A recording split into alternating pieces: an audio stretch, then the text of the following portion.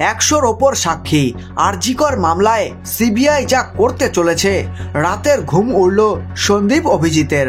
আরজিকর চিকিৎসক ধর্ষণ খুনের ঘটনায় তথ্য প্রমাণ লোপাটের অভিযোগে গ্রেফতার হয়েছেন প্রাক্তন অধ্যক্ষ সন্দীপ ঘোষ এবং টালা থানার প্রাক্তন ওসি অভিজিৎ মণ্ডল। ইতিমধ্যেই একাধিকবার জামিনের আবেদন করেছেন তারা, তবে কোনো সুরাহা হয়নি। এবার শোনা যাচ্ছে শীঘ্রই দুজনের বিরুদ্ধে চার্জশিট জমা দিতে চলেছে তদন্তকারী সংস্থা। ইতিমধ্যেই আরজিকর কাণ্ডে প্রথম চার্জশিট পেশ করেছে সিবিআই। সেখানে শুধু ধৃত সিভিক ভলেন্টিয়ার সঞ্জয় রায়ের নাম ছিল। এবার এই মামলায় সাপ্লিমেন্টারি চার্জশিট পেশ করতে চলেছে কেন্দ্রীয় এজেন্সি। সেখানে সন্দীপ এবং অভিজিতের নাম থাকবে বলে খবর। একটি সংবাদ মাধ্যমে প্রকাশিত প্রতিবেদন থেকে এমনটাই জানা গিয়েছে।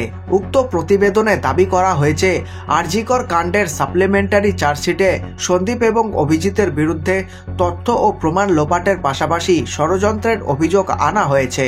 আগামী সোমবার দুজনকে সশরীরে আদালতে তোলার নির্দেশ দিয়েছেন বিচারক।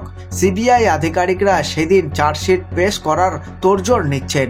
যদি সেদিন সম্ভব না হয় তাহলে বুধবারের মধ্যে সেই কাজ সেরে ফেলা হবে বলে জানা যাচ্ছে। উল্লেখ্য, আরজিকর চিকিৎসক ধর্ষণ খুনের পাশাপাশি আর্থিক দুর্নীতি মামলারও তদন্ত করেছে সিবিআই। সম্প্রতি এই মামলায় প্রথম চার্জশিট পেশ করে কেন্দ্রীয় এজেন্সি।